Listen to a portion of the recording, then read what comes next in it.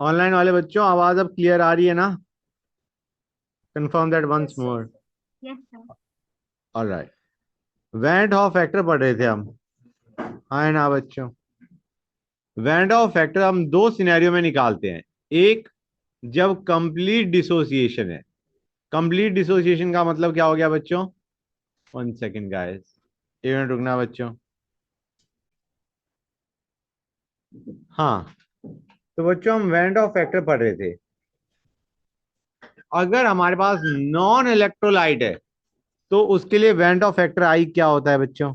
Non electrolyte के लिए, जो डिसोसिएट भी नहीं कर रहा, एसोसिएट भी नहीं कर रहा, उसके लिए वेंट ऑफ फैक्टर आई क्या होगा? 1 होगा। क्लियर है बच्चों? गुड। डिसोसिएट होगा तो नंबर ऑफ मोल्स बढ़ेंगे या घटेंगे? बढ़ेंगे। तो आई will be greater than 1 in case of dissociation. And what in the case of association? Association का मतलब है दो या तीन molecule are associating to give a single molecule, तो लेस देन 1 हो जाएगा।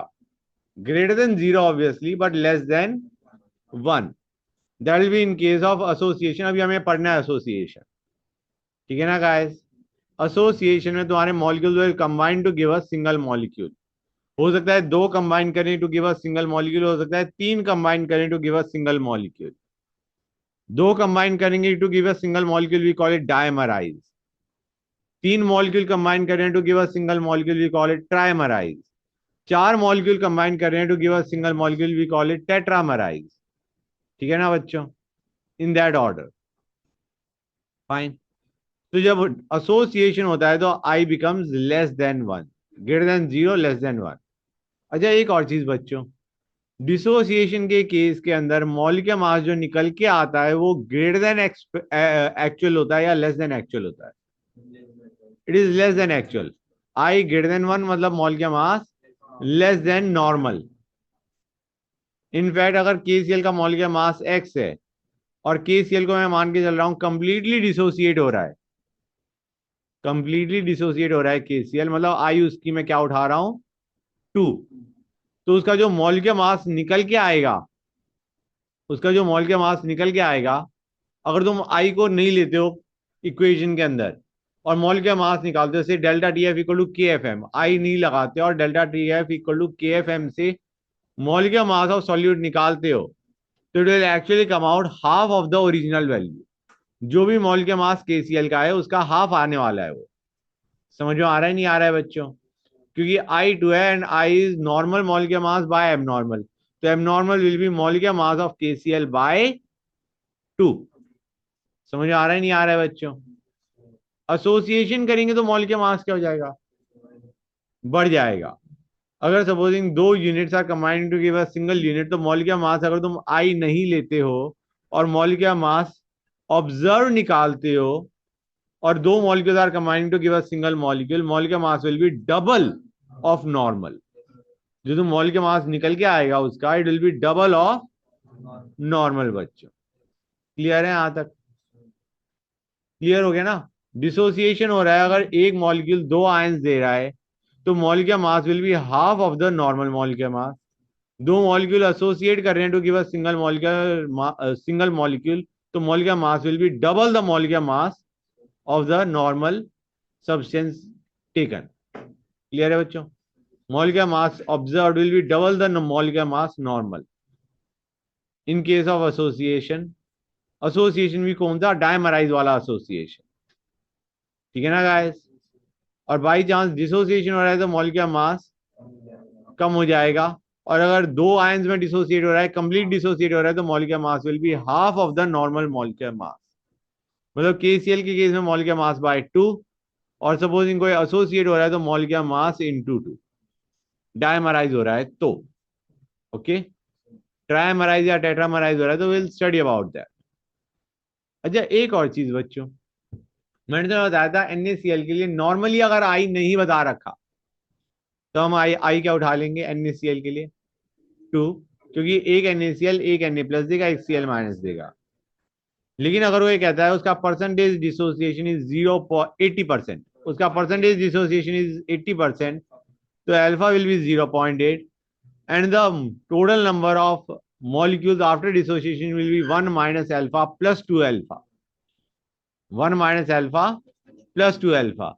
So total number of solute particles after dissociation will be 1 minus alpha plus 2 alpha, which is 1 plus alpha. ठीक है ना बच्चों? नॉर्मली आई 2 पहुंच जाता, लेकिन यहाँ पे जब कह रखा है कि पूरा डिसोसिएट नहीं हो रहा है, तो हमारे नंबर ऑफ आयंस कितने या नंबर ऑफ सॉल्यूट पार्टिकल्स कितने हो गए? 1 plus alpha, 1 plus 0.8 which is 1.8. 2 नहीं रीच कर पाया, 2 से थोड़ा कम रह गया क्योंकि कंप्लीट डिसोसिएशन नहीं हुआ. कंप्लीट डिसोसिएशन का मतलब है अल्फा 100, मतलब 100%, या अल्फा की अगर एक्चुअल वैल्यू की बात करो तो 1. समझ आ रहा है नहीं आ रहा है बच्चों? अल्फा इंटू 100 क्या बता रहा होता है? परसेंटेज डिसोसिएशन या percentage association, depending upon alpha हम किस चीज के लिए ले रहे हैं. फॉर अ मॉलिक्यूल डिसोसिएटिंग के लिए ले रहे हैं या फॉर अ मॉलिक्यूल एसोसिएटिंग के लिए ले रहे हैं. मतलब परसेंटेज डिसोसिएशन या percentage association is alpha into 100. ये चीज समझ में आई या नहीं आई? गुड. अब अगर मैं लेता हूं K4FeCN6, इसके लिए आई क्या आना चाहिए बच्चों? नॉर्मली आई क्या आना चाहिए? Assuming complete dissociation. याद रखना, मैंने तुम्हें बताया भी था, ब्रैकेट वाली चीज डिसोसिएट नहीं होती. It will B 5. I will B 5 बच्चों. क्यों? क्योंकि 4 के प्लस आएंगे और एक FeCN6 4 माइनस आएगा. ऑनलाइन वाले बच्चों आवाज आ रही है नहीं आ रही है मेरी? पता चला मैं इतनी देर से बोल रहा हूं और बच्चों को सुनाई नहीं दे रहा. गाइस सुनाई दे रहा है ना? Hello? Yes sir. All right. तो इसके लिए आई विल बी 5. और बाई चांस कंप्लीट डिसोसिएशन नहीं है तो अल्फा दे देंगे या अल्फा पूछ लेंगे. ठीक है ना बच्चों? गुड. K3PO4 में आई क्या आने वाला है बच्चों?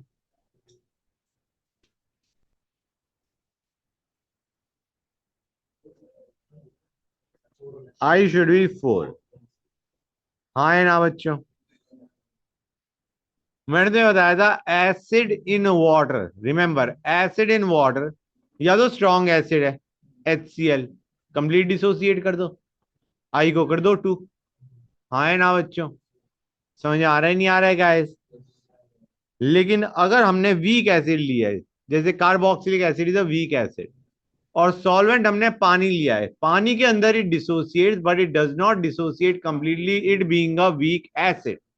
It is a weak acid so it will not dissociate completely. तो इन दैट केस क्या बना था बच्चों? हमारा बना था इनिशियली 1 था 1 माइनस अल्फा अल्फा अल्फा.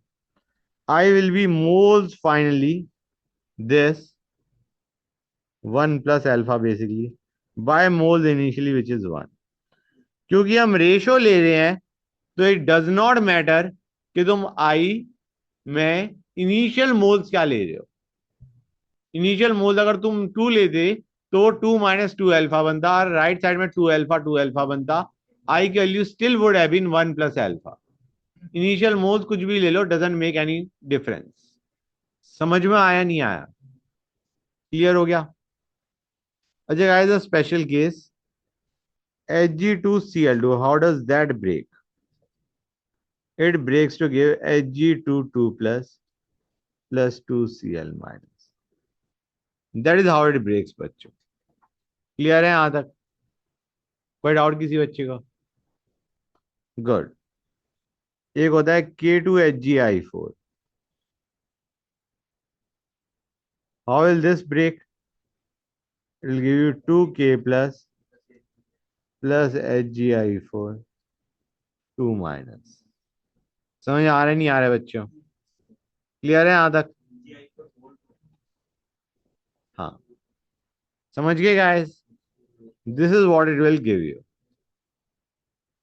मेरे को नहीं लगता यहां तक किसी भी बच्चों को डाउट होना चाहिए. है कोई डाउट किसी बच्चे को? गुड. तो बच्चों मैंने शायद ऐसे बताया था कि अगर n आयंस दे रहा है after dissociation then what is the value of i. One minus alpha plus n alpha, याद है बच्चों? अगर ए एन एन ए दे रहा है तो what you have as i, i is one minus alpha plus n alpha. तो यहां से हमारा अल्फा क्या आ जाएगा बच्चों? What will be alpha guys? It will be i minus one by n minus one.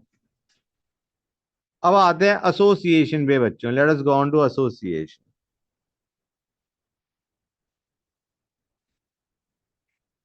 Association का मतलब है टू मॉलिक्यूल्स या three molecules are combining to give a single molecule. Dimerise का मतलब है, dimerize basically means two A giving A two. Trimerize means 3A giving A3.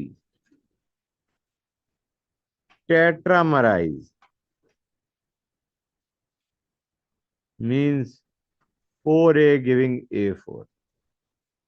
इससे ज्यादा पूछेंगे नहीं, पूछेंगे तो देख लेना, ठीक है ना गाइस? क्लियर है यहां तक? अब नॉर्मली यहां तक कर लिया नोट बच्चों? कर लो नोट। नॉर्मली हमारा एसिड कार्बोक्सिलिक एसिड डायमराइज करता है। हम कहेंगे यार अभी तो हमने पढ़ा था डिसोसिएट करता है। It depends on medium guys. Acid हमारा डायमराइज करता है बच्चों इन सॉल्वेंट ऑफ लो पोलैरिटी, या तो लो पोलैरिटी हो या नॉन पोलर हो। जैसे बेंजीन, मतलब अगर तुम कार्बोक्सिलिक एसिड बेंजीन में लेते हो तो वो बंदा डिसोसिएट ना हो गया एसोसिएट कर जाएगा। हाँ, ये वीक एसिड है। हाँ, HCl नहीं करेगा। इसका मैं बताता हूँ ये कैसे एसोसिएट करता है। How it dimerizes R C double bond O, one second बच्चों, O H R C double bond O, O H. ये इसके साथ हाइड्रोजन बॉन्डिंग कर लेगा, ये इसके साथ कर लेगा। Now it is forming a hydrogen bond. There is a hydrogen bond between two acid molecules making it behave like a single molecule. समझ आ रहा है नहीं आ रहा है बच्चों? दो molecules are associating to give a single molecule. Clear हुआ है नहीं हुआ बच्चों? So this is dimer formation. This is dimer formation.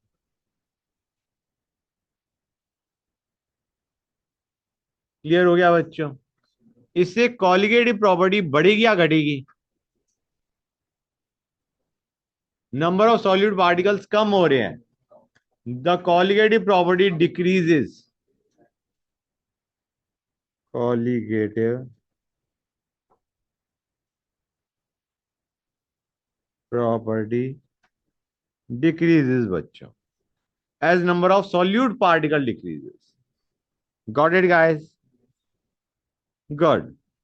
तो यहां पे अगर मैं 2A गिविंग A2 लेता हूं, इसके लिए मैं I निकालना चाह रहा हूं, assuming complete dimerization।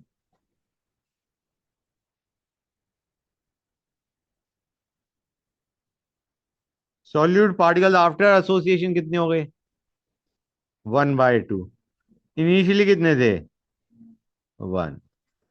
आई आ गया 1/2। ट्राइमराइज में आई क्या आने वाला है बच्चों?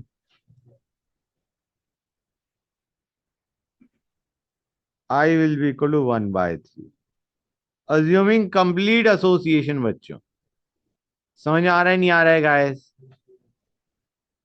टेट्रामराइज में i will be equal to 1/4। Now coming back to the question, अगर हमें डायमराइज दे रखा है लेकिन कंप्लीट एसोसिएशन नहीं दे रखा, तो क्या करोगे बच्चों? ये होगा बच्चों, मतलब इनिशियली 1 था, उसके बाद ये बचा 1 - अल्फा और ये बना अल्फा/2। तो आई कितना हो जाएगा बच्चों? It will be 1 - alpha plus alpha by one total moles of solute finally by moles of solute initially. समझ गए बच्चों? अगर 3A गिविंग A3 है तो क्या हो जाएगा बच्चों?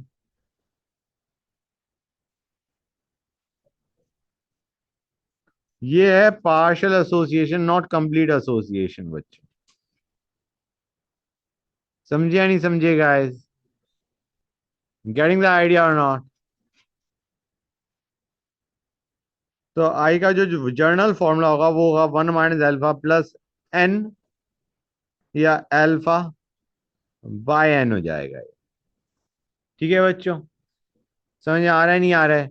Where n is the extent of association, या हम कहेंगे अगर डायमराइज हो रहा है तो हमारा क्या हो गया बच्चों? N2 हो गया। ट्राइमराइज हो गया तो N3 हो गया। टेट्रामराइज हो गया तो N4 हो गया बच्चों। ये कैसे आ रहे हैं मैं बता देता हूं तुम्हें। ये है Na गिविंग An के लिए 1 - अल्फा, ये बनेगा अल्फा बाय n। समझ आ रहा है नहीं आ रहा है बच्चों? उसके लिए ये मैंने लिखा है moles finally is 1 - alpha plus alpha by n by 1 for n molecules associating.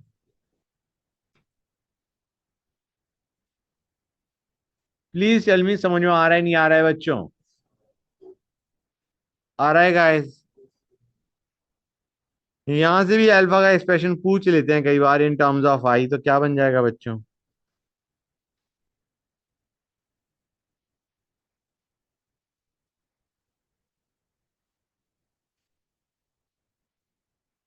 Got it और नॉट गाइस?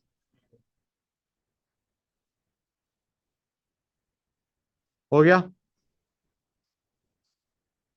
कर लो note. Note it down guys, quickly note it down. Note down कर लो तो बता देना मुझे। कर लिया नोट डाउन? ऑनलाइन वाले बच्चों नोट डाउन कर लिया? Yes sir. गुड। तो गाइस मैंने तो ये भी बता दिया कि कुछ स्पेशल केसेस क्या हैं, जैसे Hg2Cl2 कैसे डिसोसिएट होता है, ये भी मैंने तुम्हें बता दिया। गाइस अब ऐसे मान के चलो almost almost you can assume जो थ्योरी पोर्शन है वो तुम्हारा लगभग खत्म हो चुका है। लगभग। ठीक है ना guys? I would have said कि कंप्लीट खत्म हो गया है, but I don't want to say कि यार एक छोटी चीज बच गई और तुम कहो सर आपने कहा था खत्म हो गया है। ठीक है ना? Anyway guys hold on a sec. कुछ चीजें बताने की हैं, कुछ फॉर्मुलों से रिलेटेड, वो मैं अभी बता देता हूँ। After that will go on to the question. ठीक है बच्चों? गाइस हमें जो पता है रिलेशन पी टोटल का, वो क्या होता है बच्चों? पहले मैं एक काम करता हूँ, उससे पहले मैं let me discuss one more thing. 1 second guys before I go back to that. एक चीज के ध्यान दो बच्चों। तुम्हारा अगर इसी की बात करते हैं, यहां तक तो समझ गए हो? अभी तक हमने क्या लिया था गाइस? हमने एक सॉल्यूट लिया था, राइट? एक सॉल्यूट लिया जो कि थोड़ा बहुत डिसोसिएट या एसोसिएट कर गया। सपोजिंग कोई कहता है दो सॉल्यूट है। ठीक है ना गाइस? अब दो सॉल्यूट हैं सॉल्यूशन के अंदर, और लेट अस से पाई इक्वल टू ICRD लगाते हैं। हाँ ना बच्चों? इसके C1 मोल कंसंट्रेशन है, इसकी C2 है। तो क्या फॉर्मूला लगाओगे तुम यहां पे in the solution? Pi equal to ICRD लगाते हो गाइस, तो यहाँ पे क्या करोगे गाइस तुम? यहाँ पे दो सॉल्यूट है सॉल्यूशन के अंदर, तो यू नीड एक्चुअली IC क्या बता रहा होता है ये बताओ मुझे। IC is telling you the correct concentration after dissociation और एसोसिएशन। समझे या नहीं समझे guys? IC is basically nothing but C effective. Right guys? समझ में आ रहा है नहीं आ रहा है बच्चों? तो क्या यहाँ पे मैं IC की जगह लिख सकता हूं, अगर C1 was the concentration of KCl तो उससे नंबर ऑफ आयंस कितने आ रहे होंगे, मतलब C1 को मान के चलो C1 मोल्स इन 1 लीटर। तो number of ions, what will be the concentration of ions from KCl? It will B 2C1। हाँ है ना? C1 मोल से KCl के इन 1 लीटर सॉल्यूशन, मैंने वो मोलैरिटी को स्टेटमेंट की फॉर्म में लिखा है। C1 मोलैरिटी का मतलब है C1 मोल्स इन 1 लीटर। लेकिन क्या C1 मोल्स ही दे रहे हैं ना? KCl तो ब्रेक करेगा टू गिव 2K प्लस, मतलब K plus plus Cl minus. तो एक से दो आयंस बन रहे हैं। तो C1 जो कंसेंट्रेशन थी उससे एक्चुअली जो कंसेंट्रेशन ऑफ आयंस आएगी वो कितनी आएगी बच्चों? 2C1। गेटिंग द आइडिया और नॉट? और दूसरे वाली की कंसेंट्रेशन कितनी हो जाएगी गाइस? उसके C2 मोल से 1 लीटर सॉल्यूशन में, लेकिन तुम्हारा CaCl2 के जब डिसोसिएशन होगा तो टोटल कंसेंट्रेशन कितनी आ जाएगी? 3C2। समझ में आ रहा है नहीं आ रहा है बच्चों? हाँ बेटा, बेटा CaCl2 will break to give Ca2 plus plus 2Cl minus. एक CaCl2 से कितने आयंस आ रहे हैं? 3 आयंस। एक Ca2 प्लस और 2Cl माइनस। तो एक CaCl2 से 3 आयंस आ रहे हैं। तो C1 मोल ऑफ CaCl2 से कितने मोल आयन आएंगे? 3C2 आएंगे नहीं आएंगे? मतलब एक से अगर 3 आ रहे हैं तो C2 मोल से 3C2 मोल्स नहीं आएंगे आयंस के? है ना बच्चों? क्लियर हुआ है नहीं हुआ ये चीज? So IC can be written as I1C1 plus I2C2 is nothing but I net C net. समझे या नहीं समझे गाइस? ये चीज क्लियर हुई या नहीं हुई? Sure you got that? ये समझ में आ गया कैसे लगाना है? जैसे मैं एक क्वेश्चन ले ही लेता हूं। Let me take a question that would make things better. मैंने कहा KCl के तुम्हारे पास 2 मोल हैं और MgCl2 के तुम्हारे पास 3 मोल हैं इन 1 kg सॉल्यूशन। KF हमें दे रखा है, find delta TF। KF of water दे रखा है, दोनों वाटर के अंदर प्रेजेंट थे। हमें पूछा गया है what is delta TF, what is the depression in freezing point of water guys, what is the depression in freezing point of water. अभी हमें कुछ नहीं बता रखा KCl MgCl2 के बारे में, अल्फा तो नहीं दे रखा उनका। तो विल अज्यूम कंप्लीट डिसोसिएशन। तो डेल्टा TF को क्या करोगे बच्चों? IKFM। KF को बाहर रख लो, KF को बाहर रख लो, जो भी वैल्यू है KF की मुझे नहीं पता, मैंने अपनी तरफ से क्वेश्चन दिया है तो KF की जो भी वैल्यू है वाटर की हम ले लेंगे। IM पे ध्यान दो। IM is basically what? Moles effective of solute by mass of solvent in KG. है ना बच्चों? मतलब वो क्या कर रहा है, वो जो मोल्स ऑफ सॉल्यूट है वो एक्चुअल मोल्स ऑफ सॉल्यूट बता रहा है, आई इंटू मोलैलिटी में एक्चुअल मोलैलिटी बता रहा है बेसिकली। गेटिंग द आइडिया और नॉट? After dissociation. और मोलैलिटी में भी हमें ध्यान कहां पे देना है? मोल्स ऑफ सॉल्यूट पे। है ना बच्चों? मास ऑफ सॉल्वेंट में तो कोई फर्क नहीं आ रहा। तो हम क्या करेंगे guys? 2 into 2 plus 3 into 3, these are the effective moles of solute. 2 mole KCl था, वो कितना डिसोसिएट हो रहा है? पूरा डिसोसिएट हो रहा है, तो उसका जो I है दैट इज 2। मतलब अगर 2 मोल KCl है तो नंबर ऑफ आयंस वो कितने दे रहा है? 4 दे रहा है। 3 मोल MgCl2 है, वो कंप्लीट डिसोसिएट हो रहा है, तो एक से 3 आयंस बनते हैं। तो 3 मोल से 9 आयंस, 9 मोल आयंस बनेंगे। तो टोटल मोल्स ऑफ सॉल्यूट इतने आ गए बाय मास ऑफ सॉल्वेंट। कितने नालायकों ने इसको यहाँ पे 1 kg कर दिया?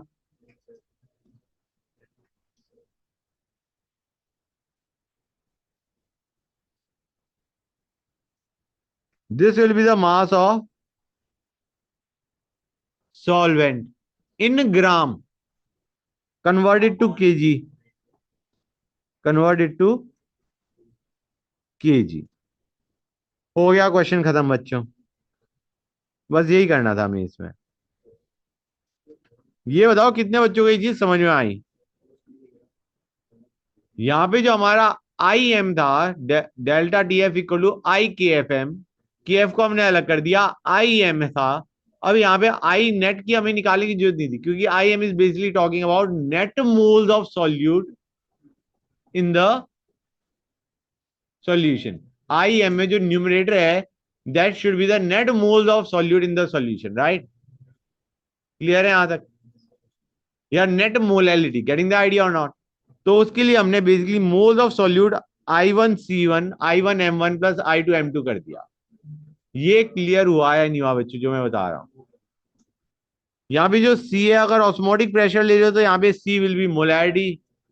अगर डिप्रेशन इन फ्रीजिंग पॉइंट या एलिवेशन इन बॉइलिंग पॉइंट ले रहे हो तो इट विल बी मोलैलिटी बच्चों। और सही पूछा जाए तो हम तो मोल्स ले रहे हैं, हम तो बेसिकली मोल्स ले रहे हैं। समझ आ रहा है नहीं आ रहा है गाइस? सर जैसे हाँ बेटा। डेल्टा टीएफ इक्वल टू केएफएम वाले क्वेश्चन तो पहले से करे थे, जैसे यहाँ पे केसीएल है, मतलब हमें हाँ आइडेंटिफाई करना पड़ेगा कि बिल्कुल बेटा, आइडेंटिफाई करना पड़ेगा। कौन सा डिसोसिएट हाँ कर तभी तो मैंने ये कुछ केसेस ले लेके बताए हैं कि ये डिसोसिएट करता है, ये डिसोसिएट नहीं करता है, सो दैट यू नो कि कौन से सॉल्यूट डिसोसिएट करेंगे, कौन से नहीं करेंगे। ये चीज समझ में आई नहीं आई बच्चों? ये समझ गए ना गाइस? यहाँ पे हमने जो फॉर्मूला लगाया है वो वही लगाया है, delta T F equal to I K F M. I am की जगह हमने क्या लिख दिया? मास ऑफ सॉल्वेंट जो है, mass of A in KG. लेकिन जो मोलैलिटी थी, मोलैलिटी में mass of solvent in KG is fine, जो ऊपर मोल था वो मोल्स इफेक्टिव ले लिया बस। समझ में आया नहीं आया बच्चों? मोल्स इफेक्टिव आफ्टर डिसोसिएशन और एसोसिएशन। गॉट इट और नॉट गाइस? अब अगर इसी क्वेश्चन के अंदर कोई पूछ लेता व्हाट इज आई नेट, तो क्या करते? पूछ भी सकते हैं आई नेट क्या है। I1C1 plus I2C2 is equal to i net C net. ठीक है ना बच्चों? क्लियर है यहां तक? और यहाँ पे हम मोल्स ही ले रहे हैं बेसिकली, गेटिंग द आइडिया और नॉट? C1 पे आप हम कहेंगे यहाँ पे 2 मोल केसीएल थे, वो कितने मोल आयन दे रहा है, मैं एक काम करता हूँ ऐसे लिख देता हूँ, बेटर रहेगा। केसीएल है, वो डिसोसिएट कर रहा है to give K plus plus C L minus. CaCl2 लिया था, क्या लिया था मैंने? MgCl2। MgCl2।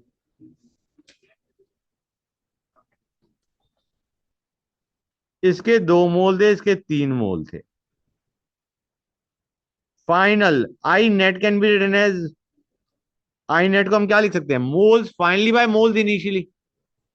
लिख सकते हैं, लिख सकते हैं गाइस। मोल्स फाइनली केसीएल से कितने आ रहे हैं टोटल? 4। और MgCl2 से टोटल कितने आ रहे हैं? और मोल्स इनिशियली कितने थे? 5। हाँ दोनों के मिला के 5। अब समझ में आया नहीं आया? क्लियर हुआ है नहीं हुआ गाइस ये चीज? कितने बच्चों की चीज बिल्कुल क्लियर है?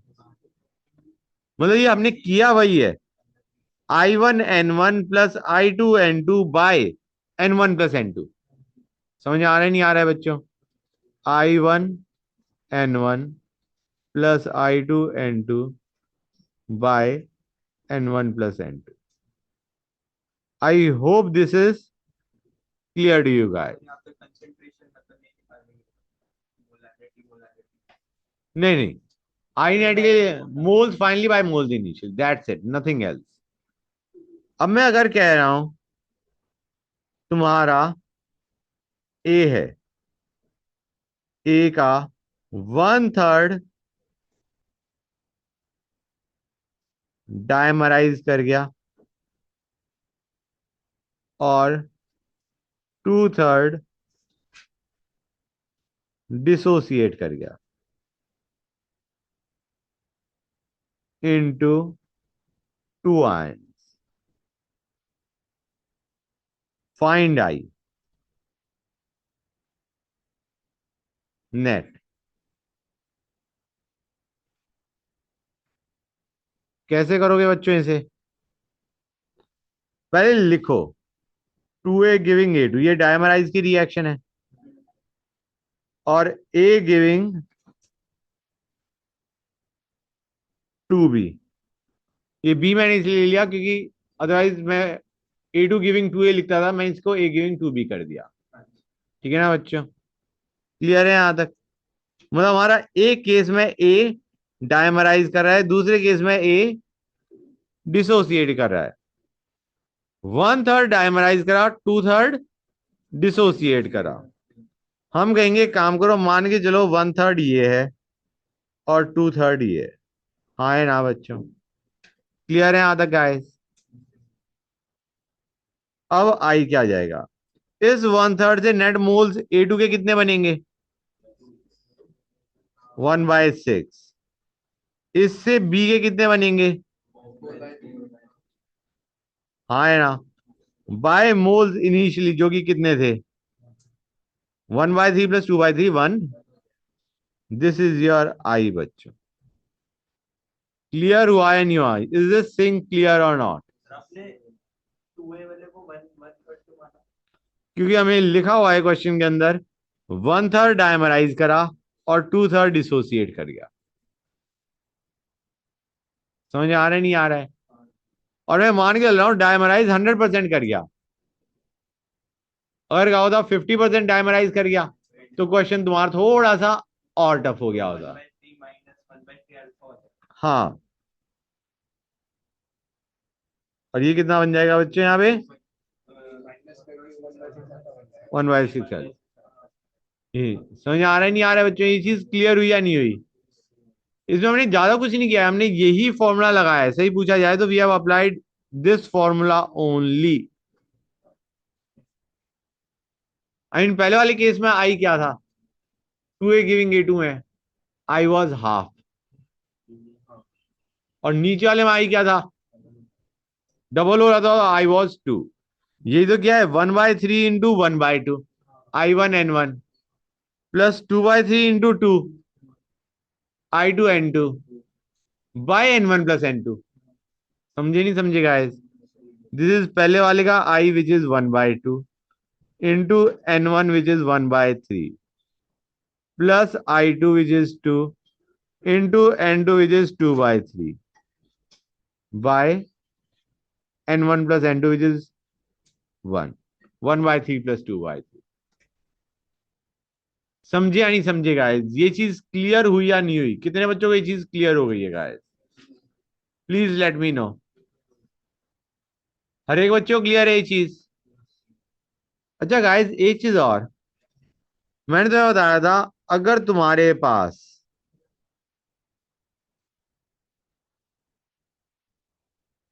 ऑस्मोटिक प्रेशर का फॉर्मूला क्या होता है बच्चों? Pi equal to CRT। और अगर तुम्हारे पास एक तरफ C1 है एक तरफ C2 है तो पाई क्या आ जाएगा बच्चों? C1 - C2 RD। याद आ रहा है नहीं याद आ रहा है बच्चों? कुछ ऐसा मैंने लिखवाया तो था शायद, लिखवाया नहीं होगा तो बोला है, याद है? और सपोजिंग इसका I1 है इसका I2 है तो then it will B I1 C1 -I2। हमें तो C इफेक्टिव चाहिए ना बच्चों दोनों साइड का। हमें तो दोनों साइड का क्या चाहिए? C effective. C इफेक्टिव पहली साइड में I1 C1 है, दूसरी साइड में C effective is I2 C2 RT। That will be equal to osmotic pressure. क्योंकि जो CRT होता है उसमें एक साइड में C0 होता है, प्योर सॉल्वेंट होता है। नहीं तो C1 - C2 RT आना चाहिए। समझ आ रहा है नहीं आ रहा है बच्चों? ये चीज कितने बच्चों को क्लियर हो गई है? बोलो गाइस, हर एक बच्चों को क्लियर हुआ है नहीं हुआ? गुड। अच्छा गाइस, एक और चीज, यहां तक कर लिया नोट? ओके, एक और चीज बच्चों, एक फॉर्मूला इंपॉर्टेंट, XA + XB 1 होता है। ये मैं किसकी बात कर रहा हूं? Relative lowering in vapour pressure की जो हम बात कर रहे होते हैं, उसमें तो तुम्हारे पास नॉन वोलेटाइल सॉल्यूट होता है ना बच्चों? लेकिन अगर दोनों कंपोनेंट वोलेटाइल है तो हमारे पास क्या होता है? ये रिलेशन तो होगा ही होगा, mole fraction of solute plus mole fraction of solvent in solution का सम इज 1, राइट? और हमें पता है PA is P0 A XA। Is equal to P total into Y, right. Similarly P B is P naught B X B is equal to P total Y B. हाँ है ना बच्चों? तुम x को यहां से डालो as P total Y by P naught A, X B को डालो यहां से P total Y B by P naught B. ठीक है बच्चों, क्लियर है यहां तक जो मैंने अभी बोला है? यहां से जो एक्सप्रेशन निकल के आता है वो ये निकल के आता है, 1/PT is Y A by P naught A plus Y B by P naught B.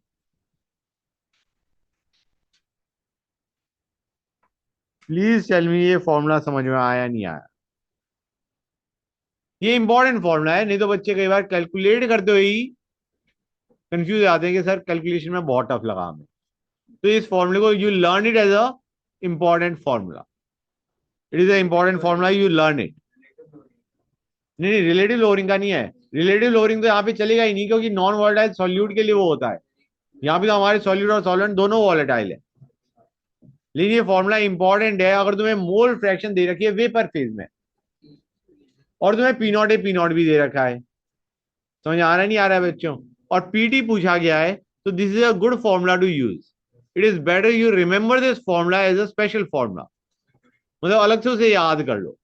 नहीं तो बच्चे इस फॉर्मूले को निकालते ही हो जाते हैं कि सर मेरे को हमसे निकला ही नहीं एग्जाम में। दोनों वॉलेटाइल हो गए। नॉर्मल जो हमारा solute and solvent both volatile के लिए होता था, ये वही है गाइस। समझे या नहीं समझे? So just remember this formula guys, it is important. अब on the basis of what you already know, मैं तुम्हें एक क्वेश्चन दे रहा हूं, सिंपल क्वेश्चन दे रहा हूं गाइस। H2O लिया, ग्लूकोज सॉल्यूशन लिया, ग्लूकोज का मतलब है glucose solution in water, benzoic acid लिया इन वाटर, NaCl लिया इन वाटर, K2SO4 लिया इन वाटर। मुझे बताओ relative lowering, assuming assuming same concentration. यहां पे गाइस इंपॉर्टेंट चीज, जैसे मोलैलिटी जाता है वैसे ही मोल फ्रैक्शन जाता है। तुम्हें याद होगा बिल्कुल स्टार्टिंग में हमने एक क्वेश्चन किया था जहां पे हमने मोलैलिटी और मोल फ्रैक्शन में मैंने कहा था ज्यादा फर्क नहीं आता, जब हेनरीज लॉ का कुछ कर रहे थे हम आई गेस। मतलब आइडिया इस दोनों में ही, अगर तुम मान के चल रहे हो कि सॉल्यूट बहुत कम है सॉल्यूशन के अंदर, तो ऊपर मोल्स ऑफ सॉल्यूट रह जाएगा और डिनोमिनेटर में एक में मोल्स ऑफ सॉल्वेंट रह जाएगा, एक में मास ऑफ सॉल्वेंट रह जाएगा। हाँ है ना बच्चों? Remember that, good. Low concentration solute की अगर है तो जैसे मोलैलिटी जाएगा वैसे ही मोल फ्रैक्शन जाएगा। और डाइल्यूट सॉल्यूशन है अगेन, तो हमें पता है मोलैलिटी इक्वल टू मोलैलिटी भी हो जाता है। तो अज्यूमिंग सेम कंसंट्रेशन, मैं मान के चल रहा हूं इन सब की, किनकी कंसंट्रेशन सेम? इन चारों की। वो तो प्योर वाटर हो गया। समझ आ रहा है नहीं आ रहा है बच्चों? Let me mark them down, 1 2 3 4 5। Assuming same concentration of all of them, 2 3 4 5, arrange them in relative lowering of vapor pressure। Relative lowering of vapour pressure सबसे ज्यादा किस में होगा?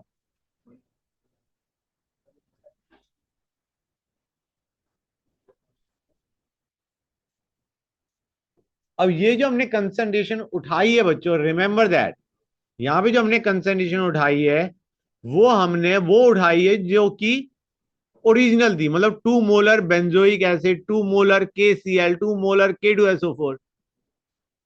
एक्चुअल जो कंसंट्रेशन होगी उसमें आई भी मल्टीप्लाई होने वाला है। समझ आ रहा है नहीं आ रहा है बच्चों? ये जो कंसंट्रेशन है this is not the concentration after dissociation which is same.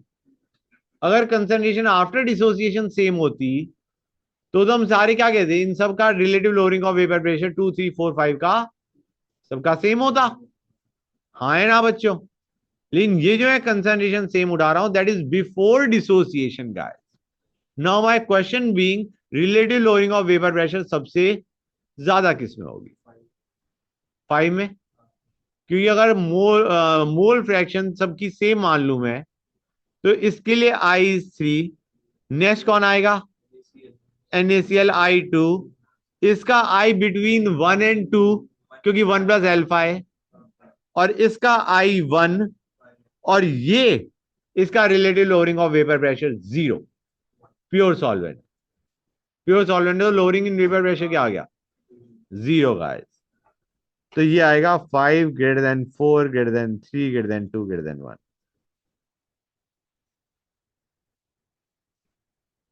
यहां पे बड़ा अच्छा लगेगा तुम्हें। प्रेशर ऑफ सॉल्यूशन सबसे ज्यादा किसका होगा?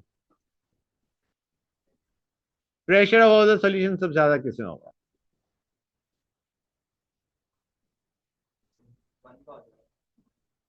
प्योर सॉल्वेंट का सबसे ज्यादा होगा। ये डिप्रेशन है basically, relative lowering of vapour pressure is kind of depression in vapour pressure, decrease in vapour pressure. तुम ऐसे बताओ, अगर नॉन वॉलेटाइल सॉल्यूट डाल रहे हो तो वेपर प्रेशर बढ़ रहा है या घट रहा है? घट रहा है ना। There is a decrease, there is a depression, there is a lowering in vapour pressure, right. तो एक तरीके से हमें ये पता चल रहा है लोअरिंग सबसे ज्यादा किस में हो रही है? 5 में। तो वेपर प्रेशर सबसे कम किसका होगा? लोअरिंग सबसे ज्यादा किस में हो रही है? 5 में। तो वेपर प्रेशर सबसे लो किस में होगा? 5 में। सबसे ज्यादा किस में होगा? प्योर सॉल्वेंट में, 1 में। समझ आ रहा है नहीं आ रहा है बच्चों? You have to be very clear कि क्वेश्चन में relative lowering of vapour pressure का ऑर्डर पूछा है या वेपर प्रेशर का ऑर्डर पूछा गया है, they are going to be totally opposite. हाँ बेटा क्या कह रहे? इसके अंदर relative lowering of vapour pressure maximum है, मतलब एक तरीके से हम कह सकते हैं lowering of vapour pressure maximum है। तो इसका जो वेपर प्रेशर होगा वो मिनिमम होगा।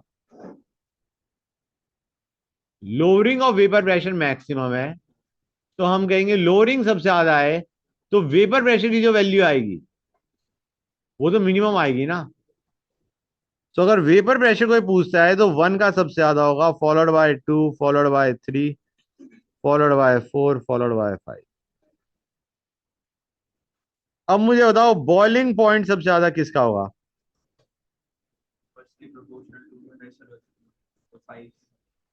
Delta TB equal to KBM, i KBM. Elevation in boiling point सबसे ज्यादा किसमें होगा? 5 में होगा। एलिवेशन इन बॉइलिंग पॉइंट 5 में सबसे ज्यादा है। अब मुझे बताओ जिसका एलिवेशन ज्यादा उसका बॉइलिंग पॉइंट भी तो ज्यादा ही होगा। एलिवेशन सबसे ज्यादा मतलब बॉइलिंग पॉइंट में, मतलब बॉइलिंग पॉइंट भी सबसे ज्यादा होगा उसका। So your order will be what guys?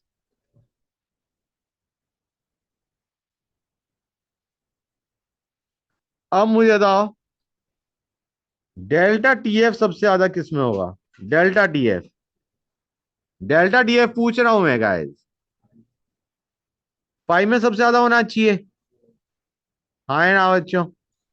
क्योंकि उसके अंदर आई एम सबसे ज्यादा है, राइट गाइस।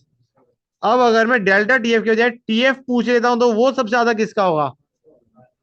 1 का होगा, क्योंकि दैट इज प्योर सॉल्वेंट। यहां पे तो डिप्रेशन इन फ्रीजिंग पॉइंट आ रहा है, मतलब फ्रीजिंग पॉइंट कम हो रहा है जितना ज्यादा आई एम होगा, हाँ है ना बच्चों? आई एम की वैल्यू समझ गए ना, आई इंटू मोलैलिटी। जितना ज्यादा आई की वैल्यू बढ़ती जाएगी उतना डिप्रेशन ज्यादा होता जाएगा या उतना फ्रीजिंग पॉइंट कम होता जाएगा। गेटिंग द आइडिया और नॉट? गुड। तो हम कहेंगे 1 का फ्रीजिंग पॉइंट मैक्सिमम है, प्योर सॉल्वेंट का फ्रीजिंग पॉइंट मैक्सिमम है। उसका जैसे जैसे तुम सॉल्यूट पार्टिकल्स बढ़ाते आओगे फ्रीजिंग पॉइंट कम होता जाएगा, और osmotic pressure will go just like boiling point, 5 greater than 4 greater than 3 greater than 2 greater than 1। Please tell me समझ में आया नहीं आया? बेटा depression in freezing point maximum किसमें होगा? आई एम ज्यादा होगा। आई एम सबसे ज्यादा किसका है? 5 का। हाँ, आई एम सबसे ज्यादा 5th का है। अब डिप्रेशन इन फ्रीजिंग पॉइंट मतलब डिक्रीज इन फ्रीजिंग पॉइंट सबसे ज्यादा उसमें है, तो फ्रीजिंग पॉइंट सबसे कम किसका होगा? उसी का तो होगा। जिसमें डिप्रेशन सबसे ज्यादा आया उसका फ्रीजिंग पॉइंट सबसे कम हो गया। ये चीज समझ आई नहीं आई? ये चीज क्लियर है हर एक बच्चे को? किसी भी बच्चे को कोई भी डाउट तो बताओ, it is very important guys.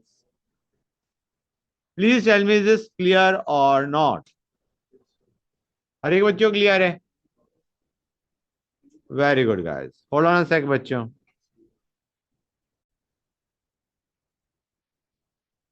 Guys पहले मैं तुम्हें एक बड़ा अच्छा सा क्वेश्चन दे रहा हूं। Blood freezes at 272.44 Kelvin and solution of 3 gram urea in 250 gram water freezes at 272.63 Kelvin. Calculate osmotic pressure of blood at 300 Kelvin. Assume density of blood 1 gram per ml.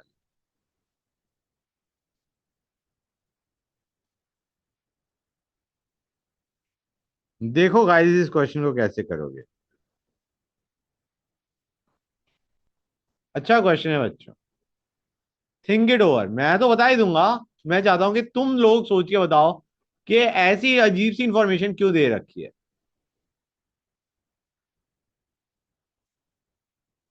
अगर कभी भी कंफ्यूजन हो ना, तो ये देखो मिसिंग चीज क्या है। ऑस्मोटिक प्रेशर निकालना है, उसके लिए मिसिंग चीज क्या है?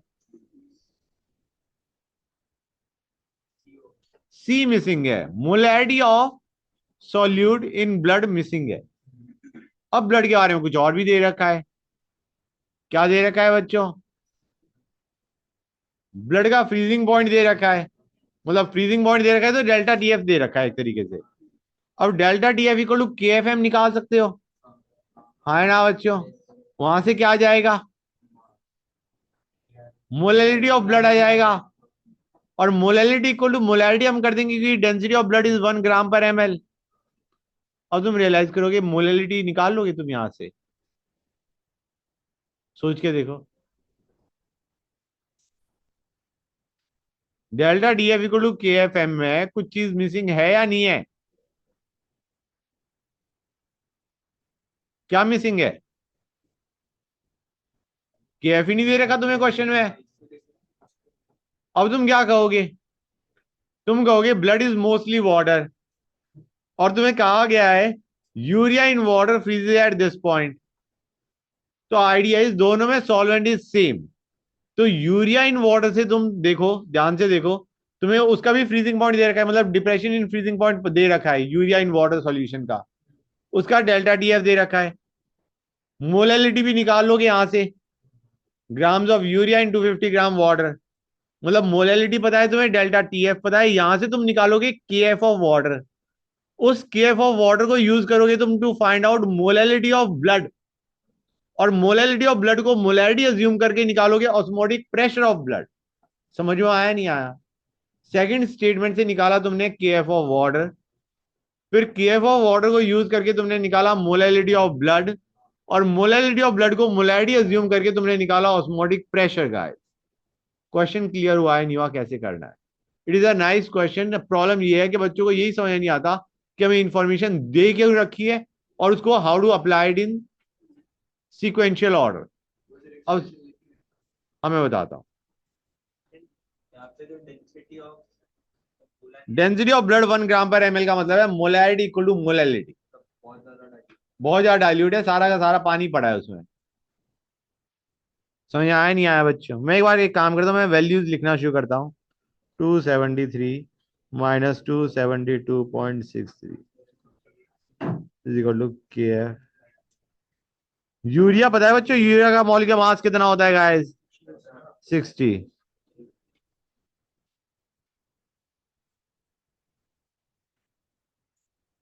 यहां तक समझिए गाइस। और 1 सेकेंड में वैल्यू डाल देता हूँ।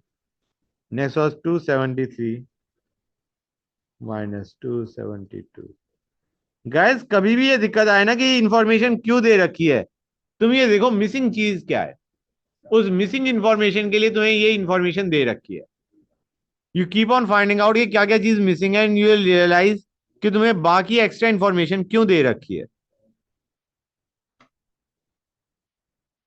यहां से मोलैलिटी निकल के आएगी, पहले वाले से के एफ निकालोगे, दूसरे वाले से मोलैलिटी ऑफ ब्लड निकालोगे, और फिर करोगे तुम pi equal to C into R. R क्या उठा लें, यही उठा लो, इंटू टी। ये हमारा पाए को दे देगा एटमॉस्फेयर में, और यहाँ पे सी और एम को हम सेम मान लेंगे। कुछ क्लैरिटी आई या नहीं आई गाइस? हाँ हाँ बोलो। बता दो कि आपने मोलैरिटी इक्वल टू मोलैरिटी कब करेंगे, जब डेंसिटी 1 बहुत ग्राम डाइल्यूट सोल्यूशन है। स्टेटमेंट वाइज कैसे लिखा होगा question? Solution is very dilute, ऐसे ही लिखाएगा। जैसे आपने आपको तो लिखा नहीं है ना sir. Density 1 gram, density of solution is equal to density of solvent, मतलब solvent is very large in amount. Density of solution अगर डेंसिटी ऑफ सॉल्वेंट के बराबर आ गया, मतलब सॉल्वेंट ही सॉल्वेंट पड़ा है उसमें। समझ आ रहा है नहीं आ रहा है बच्चों? ये क्वेश्चन कितने बच्चों क्लियर है? किसी भी बच्चों को कोई भी डाउट तो बताओ, ऑनलाइन वाले बच्चों please let me no. Does anybody have any doubt in this question? बच्चों अब इस क्वेश्चन को पढ़ो, read this question guys.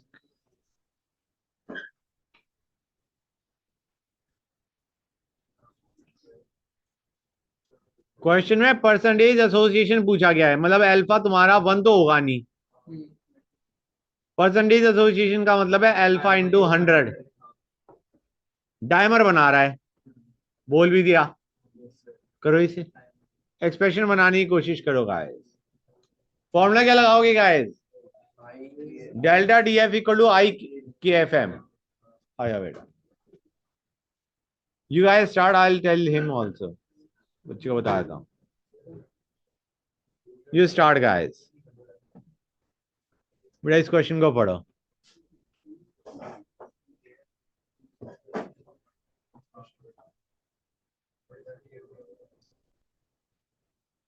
Delta T F दे रखा है equal to I K F M लगाओगे, पहले आई निकालोगे, आई के बाद क्या करोगे बच्चों?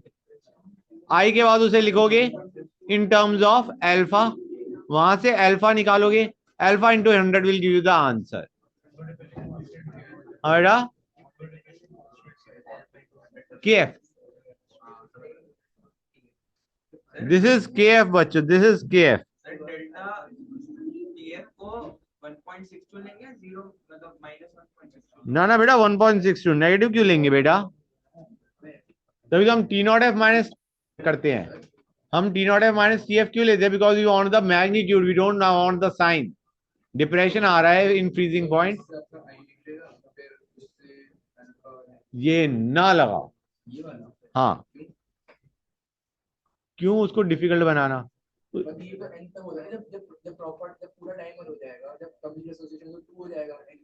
हाँ हाँ हाँ हाँ, उससे आ जाएगा, लेकिन ये वाला एक्सप्रेशन बार बार लिखने की जरूरत नहीं है। It is kind of confusing, मतलब as a teacher I wouldn't recommend it. तरीके में कोई दिक्कत नहीं है, ये सही है। हाँ, अब इधर ध्यान दो, 1.62 will be equal to I into K F into M, 2/,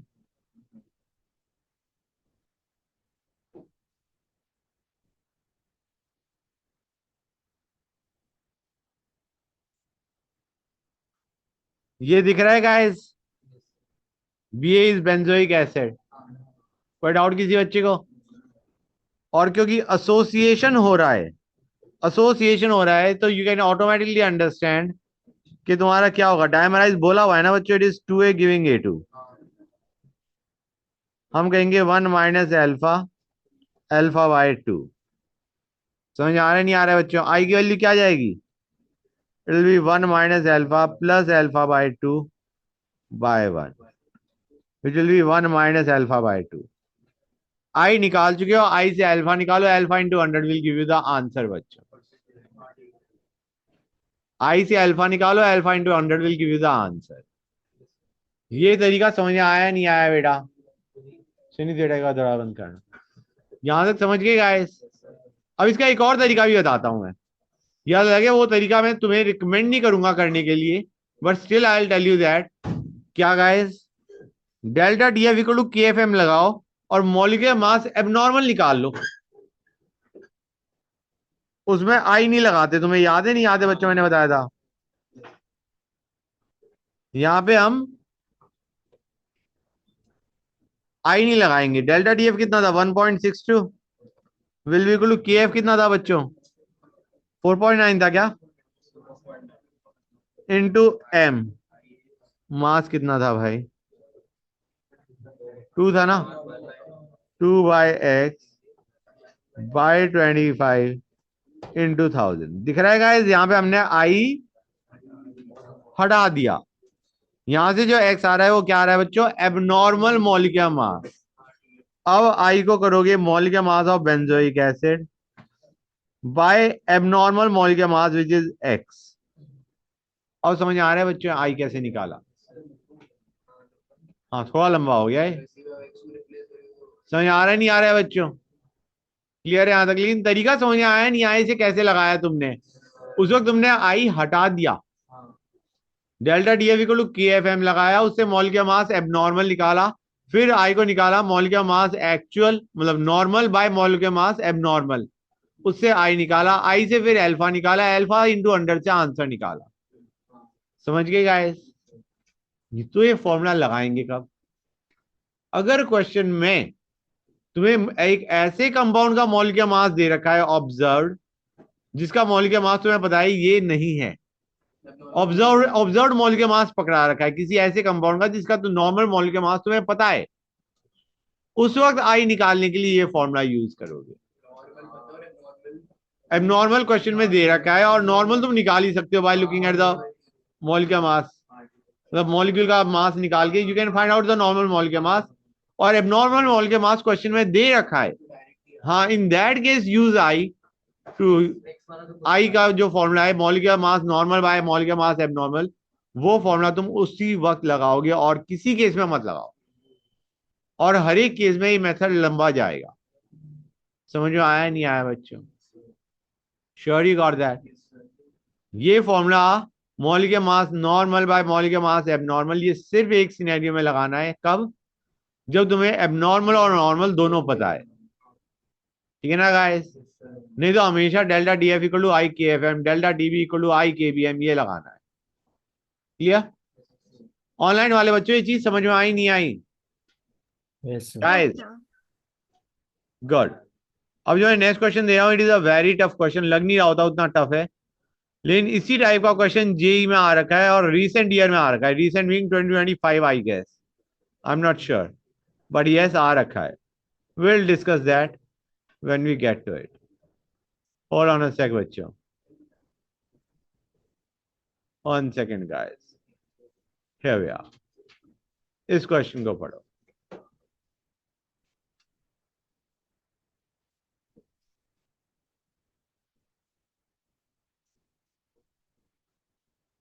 आई पूछा गया है और डिसोसिएशन कांस्टेंट एसिड का क्या होता है? Ionization constant, dissociation constant, equilibrium constant के होता है। आई पूछा गया है और के पूछा गया है। भाई पहले आई निकाल लोगे। अच्छा guys, acidic acid in water है तो आई क्या आना चाहिए by the way? Weak acid in water है, I will be greater than 1, 1 और 2 के बीच में लाई करेगा, 1 प्लस एल्फा हो जाएगा, correct. I will be equal to 1 plus alpha, remember that or not guys? Good. तो आई will be greater than 1, I पहले निकालोगे, आई से अल्फा निकालोगे, और अल्फा के बाद के कैसे निकालोगे? C alpha square by 1 minus alpha. समझ आ रहा है नहीं आ रहा है बच्चों? अब आई कैसे निकाला जाएगा?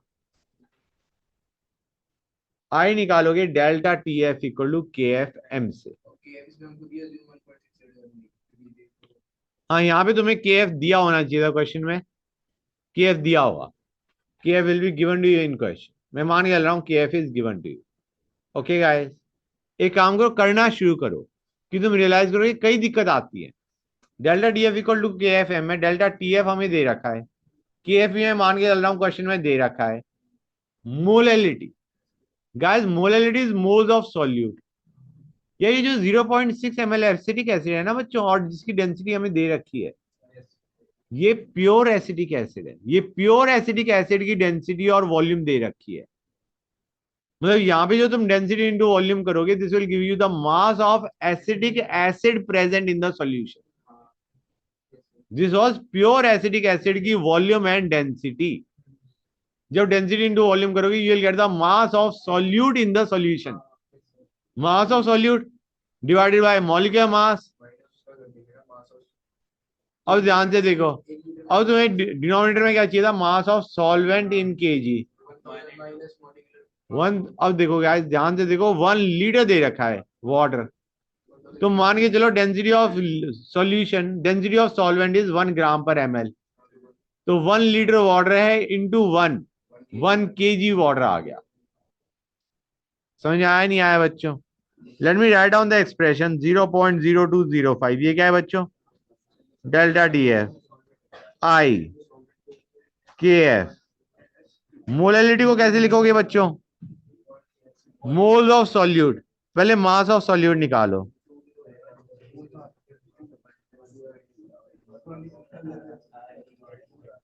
ये क्या आ गया बच्चों? Moles of solute by mass of solvent in KG. मैं डेंसिटी 1 उठा लूं, यहां से क्या आएगा गाइस? हाँ बेटा, डेंसिटी इज 1 ग्राम पर ml and it is 1 kg पर लीटर। तुम्हें याद है नहीं याद है? मैंने बताया था डेंसिटी को तुम्हारा kg पर लीटर लो या ग्राम पर ml low, it is same. अब समझ आ रहा है बच्चों? मैंने उस 1 लीटर को 1 kg मान लिया बिकॉज डेंसिटी इज 1 ग्राम पर ml। यहां से आई आ जाएगा, आई आ गया। अभी हमारा नॉर्मल एसिड है, मैं इसे HA मान रहा हूं, पूरा नहीं लिख रहा। ये H+A माइनस देगा, ये देगा 1 माइनस एल्फा एल्फा एल्फा। आई कितना आ जाएगा बच्चों? 1 प्लस एल्फा। यहां से आई निकाला है, यहां से एल्फा निकाला। अब तुम्हें क्या निकालना है बच्चों? के। एल्फा तो निकाल लिया, यहां से आई निकाला है, यहां से एल्फा निकाला। अब हमें निकालना है के। के क्या होगा बच्चों? बच्चों वहां पे सी क्या होता है? मोलैरिटी बच्चों, सी इज मोलैरिटी। मोलैरिटी दे रखी है हमें, मोलैलिटी को मोलैरिटी। अब समझ आया नहीं आया बच्चों? नहीं तो तुम निकालोगे कैसे?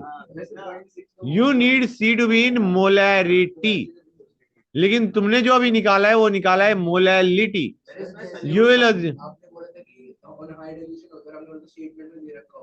यहाँ पे नहीं दे रखा, लेकिन ये एनसीईआरटी है बेटा, यहाँ पे हम अज्यूम कर लेंगे। हाँ कम है, हाँ सोच भी सकते हो। अदरवाइज भी अगर कुछ नहीं दे रखा तो ये डेफिनेटली हैव टू अज्यूम। नहीं तो तुम निकालोगे कैसे? मोलैरिटी से मोलैलिटी या मोलैलिटी से मोलैरिटी कैसे निकालोगे unless you are given the information. Information नहीं दे रखी तो it is obvious we will have to assume it. समझ आया नहीं आया बच्चों? तो यहाँ पे सी इज इन मोलैरिटी, लेकिन हम मोलैरिटी इक्वल टू मोलैलिटी कर देंगे। कैसी कन्वर्जन बेटा? जैसे हमें मोल्स ऑफ सॉल्यूट तो पता ही है, फिर 1000 प्लस 0.6 इनटू डेंसिटी ऑफ वो कर देंगे, तो फिर हमें अच्छा फिर हमें पर वो तो केजी में आएगा, हमें डेंसिटी ऑफ सॉल्यूशन नहीं दे रखा। जीरो बेटा, ये सॉल्यूट की वॉल्यूम है। डेंसिटी ऑफ सॉल्यूशन नहीं दे रखा, समझ गया? हाँ क्योंकि वो तो केजी में आएगा ना, लीटर में चाहिए। हाँ, मुझे समझ नहीं आया क्या कहना चाह रहा है, लेकिन I am understanding. 1000 plus 0.6 into density of वो करोगे, 1000 into 1000 plus 0.6 into density of solute करोगे तो आपका मास प्लस 0.6 इंटू डेंसिटी। हाँ करेक्ट, वो आ जाएगा सॉल्यूशन। हाँ वो केजी में आएगा, मैं तो लीटर में चाहिए ना, तो डेंसिटी में नहीं दे रखी ना ऑफ सॉल्यूशन। तुम मोलैरिटी के लिए पूछ रहे हो? हाँ बेटा, you are right, you are right. हमारा सिंपल है guys, molarity equal to molality, ये हमने याद कर लिया है। कुछ ना दे रखा हो, मोलैरिटी इक्वल टू मोलैलिटी करो और दे मारो क्वेश्चन को। ठीक है ना गाइस?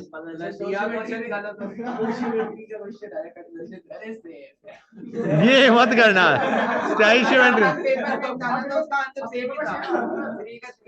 स्टोइशियोमेट्री के अंदर ये नहीं करना है, मोलैलिटी इक्वल टू मोलैलिटी।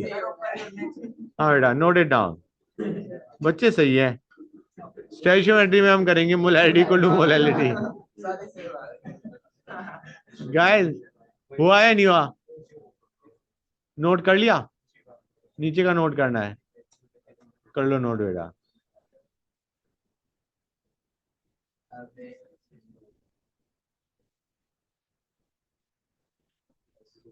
करे बच्चों, कर लिया नोट ना?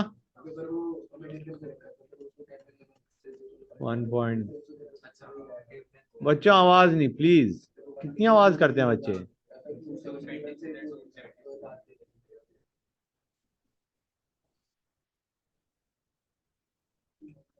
गाइस अब ये क्वेश्चन ऑर्गेनिक का है,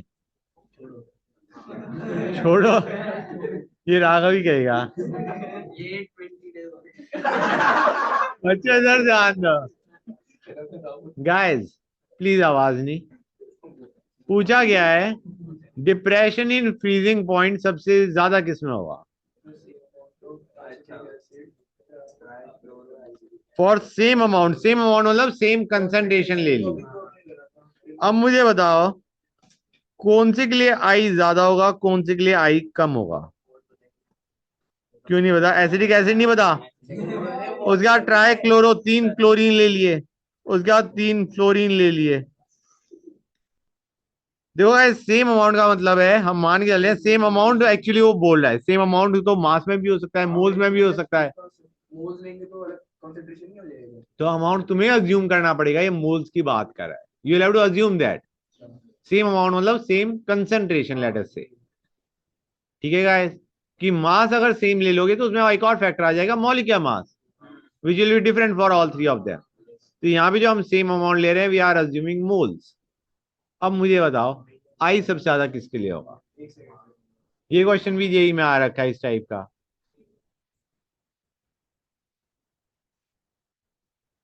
कौन सा ज्यादा आयंस देगा?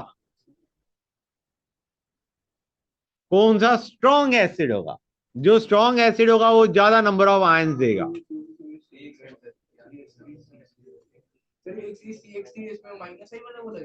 हाँ, CH3 में जो 3 हेलोजन है वो पुल करेंगे कार्बन से, कार्बन पुल करेगा ऑक्सीजन से, ऑक्सीजन पुल करेगा हाइड्रोजन से। CF3 will be most acidic. Fluorine सबसे ज्यादा पुल करेगा कार्बन से, कार्बन पुल करेगा इस COH ग्रुप से, और H पे प्लस जेल चार्ज सबसे ज्यादा होगा। समझ आ रहा है नहीं आ रहा है बच्चों? इसमें H पे प्लस जेल चार्ज मैक्सिमम होगा, इसमें H पे प्लस जेल चार्ज कम होगा। इसमें तो कार्बन डोनेट कर रहा है तो H पे प्लस जेल चार्ज विल बी मिनिमम। कौन CH3 में डोनेट कर रहा है? नहीं, H कहां से आ गया? हाइपर कॉन्जुगेशन कहां से आ गया? Guys try to understand, normally जो एल्काइल ग्रुप है वो रेजोनेंस या हाइपर कॉन्जुगेशन उसमें वर्क नहीं करवा रहे होते। Inductive is for alkyl group normally, unless वहां पे तुम्हारा वो स्पेशल केसेस है हमारे। रेजोनेंस और हाइपर कॉन्जुगेशन और स्पेशल, नॉर्मली एल्काइल का इंडक्टिव हम देख रहे होते हैं। इन दोनों का है माइनस आई इफेक्ट स्ट्रॉन्ग, और ज्यादा स्ट्रॉन्ग माइनस आई किसका होगा बच्चों? CF3 का। ये ज्यादा पुल करेगा, सिंपल सी बात है बच्चों। CF3 पुल करेगा COH से, और COH में जितना H पे प्लस चार्ज ज्यादा होगा उतना ज्यादा एसिडिक होगा वो, उतना ज्यादा जल्दी वो H प्लस रिलीज करेगा, या उतना ही ज्यादा अमाउंट में H प्लस रिलीज होगा। समझ आ रहा है नहीं आ रहा है बच्चों? क्लियर और नॉट गाइस? ऑनलाइन वाले बच्चों ये चीज समझ आई नहीं आई? इन दोनों में वर्क करेगा माइनस आई इफेक्ट, इसमें वर्क करेगा plus I effect. Plus I effect का मतलब समझ रहे हो? H पे जो प्लस डेल चार्ज है वो क्या हो गया? कम हो गया। कम हो गया तो ये H रिलीज करने की टेंडेंसी इसकी कम हो गई, और H रिलीज करने की टेंडेंसी कम हो गई मतलब एक तरीके इसका आई कम हो गया। बात कर लो। हाँ मैं ही कह रहा था CF3 और CCl3 में वर्क कर रहा है very strong minus I effect, जो कि CF3 में ज्यादा है, CCl3 में कम है। CS3 के अंदर तुम्हारा इंडक्टिव से डोनेट कर रहा है, जिसकी वजह से H पे प्लस L चार्ज कम हो चुका है, इसलिए H की रिलीज होने की टेंडेंसी है, H प्लस कम है, तो I for this case will be least. समझ आ रहा है नहीं आ रहा है बच्चों? इसके लिए मैं ऑर्डर मार्क कर देता हूं 1 2 3। I का order will be 3 greater than 2 greater than 1। समझे या नहीं समझे गाइस? इज दिस क्लियर और नॉट? कितने बच्चों को ये चीज बिल्कुल क्लियर हो गई है? बताओ मुझे। क्लियर हो गया ना हर एक बच्चे को? वेरी गुड बेटा, ठीक है ना? तो यहाँ पे हम देख रहे थे एसिडिक स्ट्रेंथ।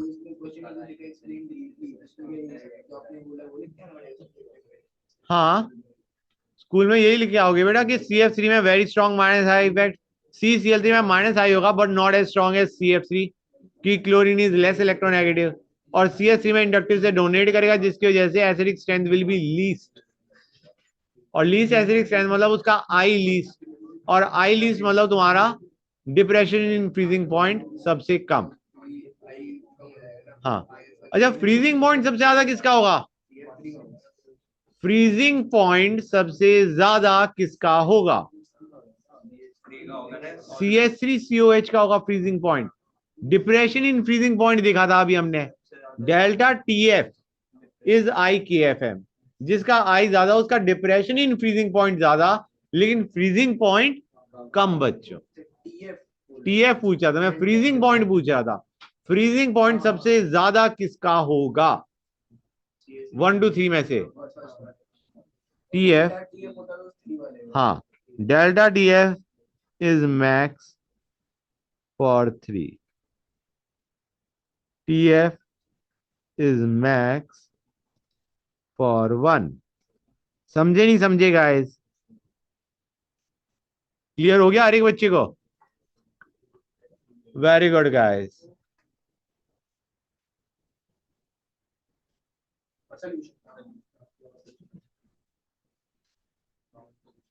बच्चों आवाज नहीं यार, आवाज बहुत करते हो। ऑनलाइन वाले बच्चों समझ आ रहा है नहीं आ रहा है guys? Somebody respond with yes sir. लो जी, कोई रेस्पॉन्ड ही नहीं कर रहा विद यस। गुड। हाँ बच्चों, इस क्वेश्चन को करो guys, do this one, do this one.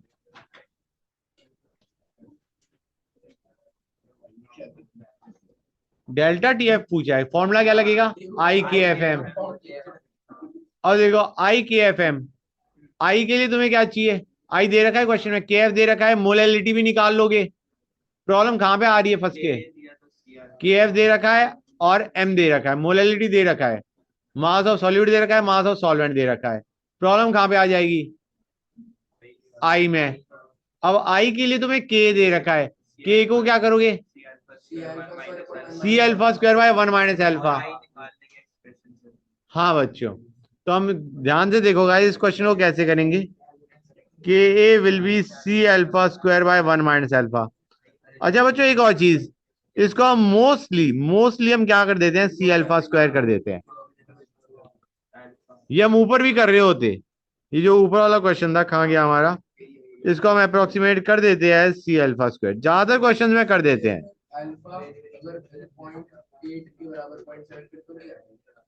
Alpha अगर तुम्हारा 0.05 से बड़ा है तो तुम नहीं कर सकते, इग्नोर। समझ आ रहा है नहीं आ रहा है बच्चों? तुम्हें याद है मैंने बताया था कि amount ignored, to amount with respect to which it has been ignored into 100 should be less than equal to 5%। ये वही है। क्लियर है गाइस? एनीवे, यहां से अच्छा गाइस, सी कैसे निकालोगे? ये तो सी हमारा मोलैरिटी था, मोलैरिटी को मोलैलिटी कर देंगे। बच्चों प्लीज आवाज नहीं, आवाज नहीं guys. It will be equal to C. C क्या आ जाएगा बच्चों? सी में कब वैसे हमें मोलैरिटी चाहिए, will assume molality equal to molarity.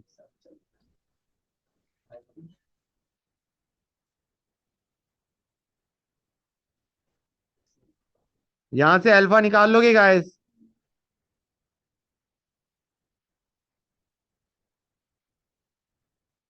ये मोलैलिटी है, ये क्या है बच्चों? Molality, alpha square. यहां से अल्फा निकालो, आई क्या बन जाएगा बच्चों? वाटर के अंदर डिप्रेशन पूछा गया है, वाटर के अंदर हमने एसिड ले रखा है, तो आई will be equal to what? 1 + alpha, weak acid is nothing क्योंकि it but will break to give this minus N H plus, CO minus RCO minus plus H plus देगा। दो आयन दे रहा है, तो आई will be equal to 1 + alpha. यहां से alpha निकला, यहां से आई निकला, और delta D F equal to I K F M कर दिया। प्लीज टेल मी, समझ में आया नहीं आया बच्चों? I hope so. यहां से हमारा डेल्टा टी एफ आ गया। समझ गए या नहीं समझ गए गाइस? हाँ बेटा, 1 मिनट रुक जाओ। Here, note that down.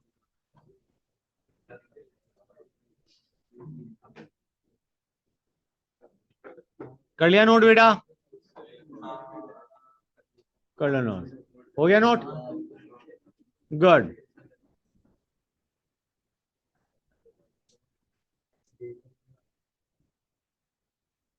बच्चों नेक्स्ट क्वेश्चन पे आते हैं।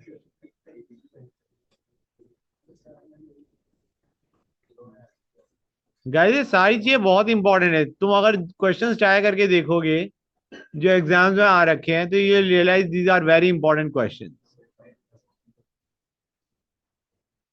ये तो मेरे ख्याल से आसानी से ही हो जाना चाहिए, बताओ मुझे। और delta DFI delta D F equal to I K F M, delta D F दे रखा है, एम दे रखा है, के एफ भी दे ही रखा होगा। फिर इसको ये मतलब क्वेश्चन में नहीं दे रखा हमें, लेकिन के एफ की वैल्यू तुम जैसे एनसीईआरटी का क्वेश्चन है ना, तो एनसीईआरटी में कहीं ना कहीं टेबल से चेक कर लोगे, टेबल से लोगे, weak acid and water है तो आई आ जाएगा।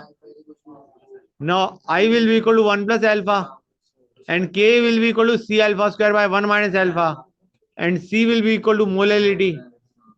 समझे नहीं समझेगा? समझ में आया नहीं आया? कितने बच्चों को ये चीज बिल्कुल क्लियर है गाइस? ऑनलाइन वाले बच्चों समझ आ रहा है नहीं आ रहा है? Yes, sir. आ रहा है ना?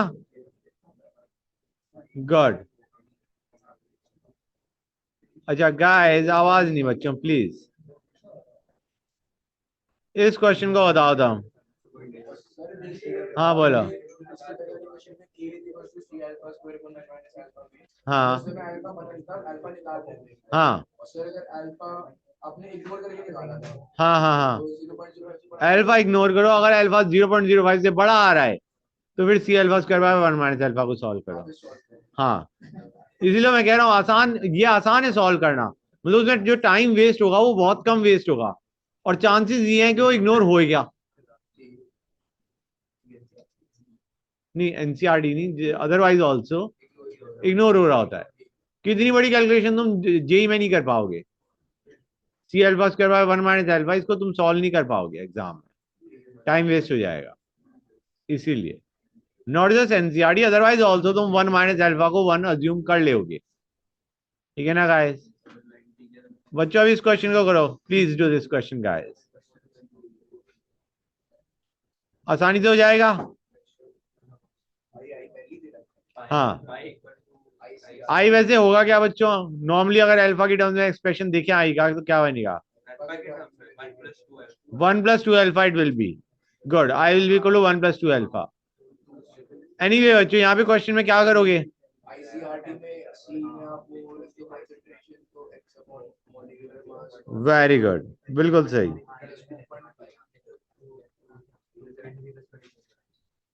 पर वो तो मोलैलिटी एनमोलैलिटी को उसके स्टूडेंट नहीं है। हाँ बेटा, ऐसा है।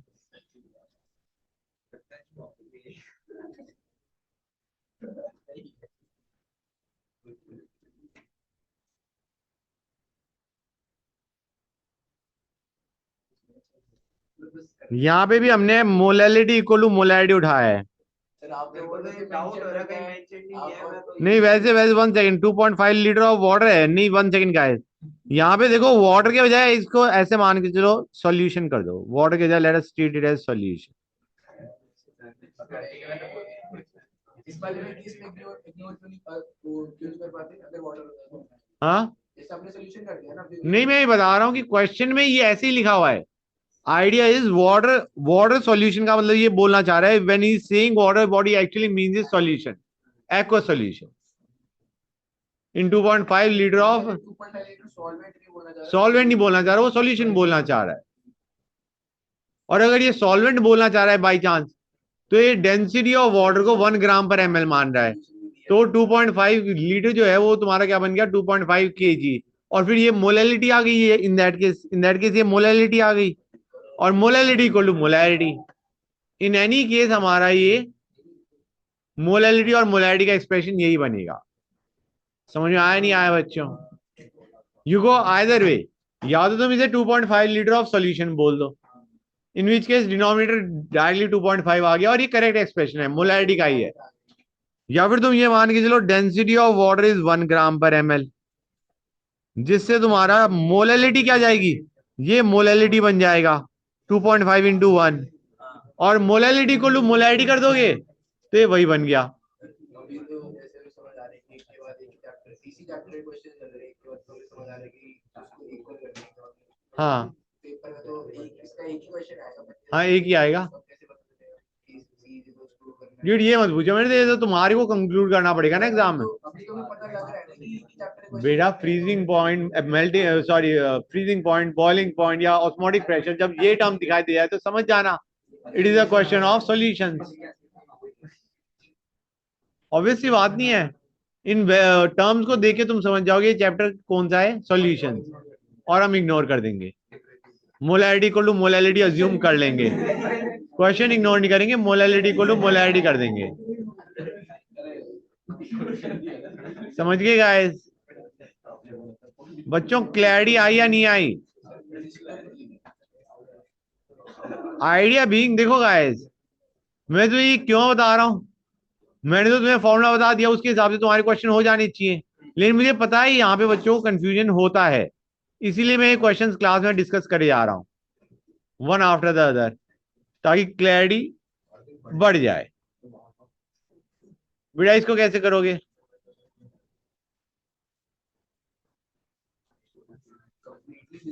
कंप्लीटली डिसोसिएटेड है, I3 हो जाएगा आपका I3 हो गया, और मोडालिटी इक्वल टू वो सी से आपका आ जाएगा 25 होता है और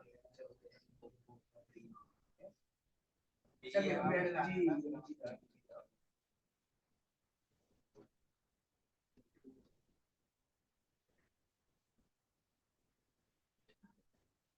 ये आंसर देगा एटमॉस्फेयर में।